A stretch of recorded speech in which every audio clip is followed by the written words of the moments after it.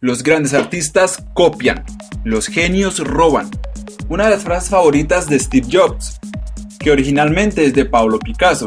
Lo fácil es mostrar unas imágenes de Naruto haciendo poses de pelea, igual que en Dragon Ball Z o en Cowboy Bebop, y un sinfín de ejemplos, pero al final todos hacían referencia a clásicos de artistas marciales conocidos. En otras palabras, ninguna serie copió a otra, simplemente son homenajes a estos artistas. Este tema puede ser complejo y debe ser abordado de la forma correcta, sin ningún tipo de amarillismo, ya que irónicamente este tema se ha manejado con tanta ignorancia y pretensión que resulta ser un plagio de otros plagios. Realmente encontrar un caso de plagio en el anime es muy complicado, ya que para plagiar hay que tomar una obra completa o unos fragmentos, apropiándose de los derechos de autor. Para darse ese caso se tendría que demostrar que la obra es una copia de otras, pero habiendo tantos cambios argumentales sustanciosos se desvirtúa tal concepto. Por eso la industria ha creado una gran cantidad de conceptos similares válidos para evitar ser catalogados como copia e incurrir en efectos legales. Indaguemos en estos recursos con nombres propios. Remake.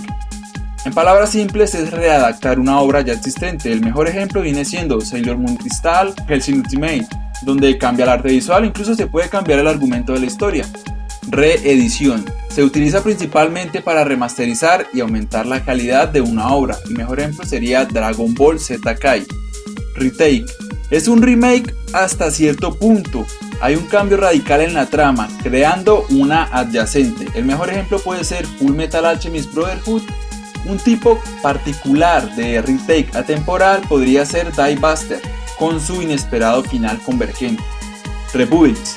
Otra forma de referirse a las combinaciones entre remake y retake. El mejor ejemplo de rebuild es el rebuild de Evangelion. Universos alternos es un recurso un poco más comercial para posicionar nuevas obras utilizando un afijo. El ejemplo sería la franquicia Gundam. Spin-off. Toman elementos o personajes de una obra para crear una nueva. Un buen ejemplo sería la desaparición de Yuki Nagato. Asimismo, hay una cantidad de recursos célebres o infames. Por ejemplo, inspiración es tomar ideas de otros conceptos. Un ejemplo más común es toda la industria del anime. Referencia es hacer una alusión a una obra. Un buen ejemplo es FLCL, hace referencia a muchas obras con frases o incluso con estilos de animación.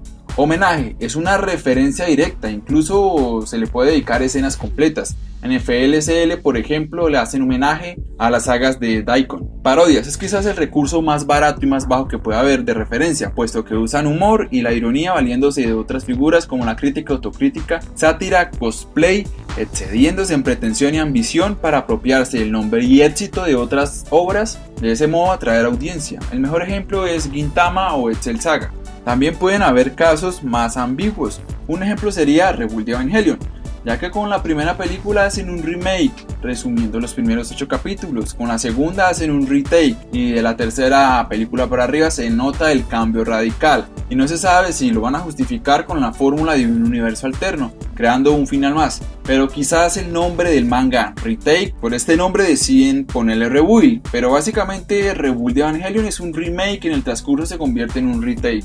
Hablando de universos alternos, tenemos el caso de Sunrise. Para evitar un conflicto de intereses con la idea original, entonces utiliza ese recurso de marketing para crear universos alternos en vano. En algunos casos, de forma conveniente, Sunrise utiliza el nombre Gundam para promocionar sus nuevas series de robots y les agrega el término universo alternativo y ya. En el mercadeo se le conoce como posicionamiento de una marca de un producto estrella. Al mismo tiempo mantienen vigente el nombre de la franquicia. Hay un caso muy diferente, de obras que realmente sí crean un universo alterno.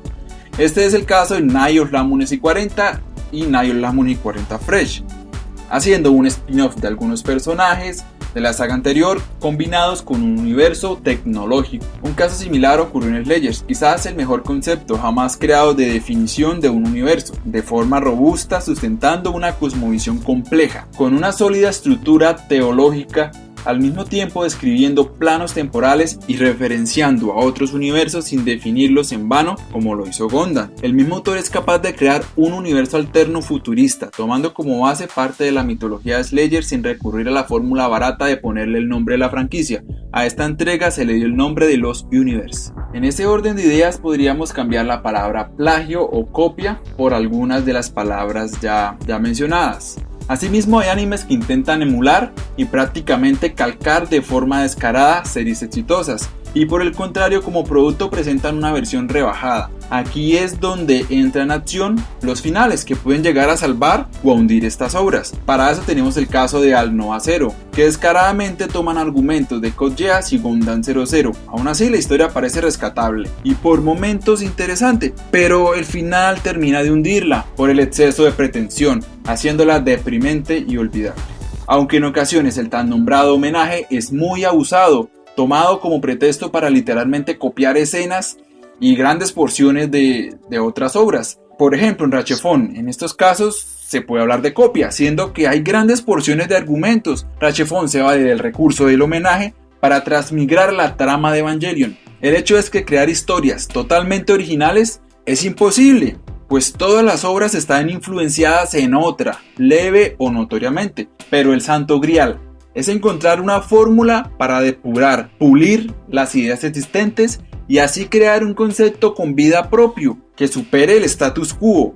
Aunque parezca imposible, hay pocas obras que lo han logrado. Un par de ejemplos serían Neon Genesis Evangelion y Code Geass.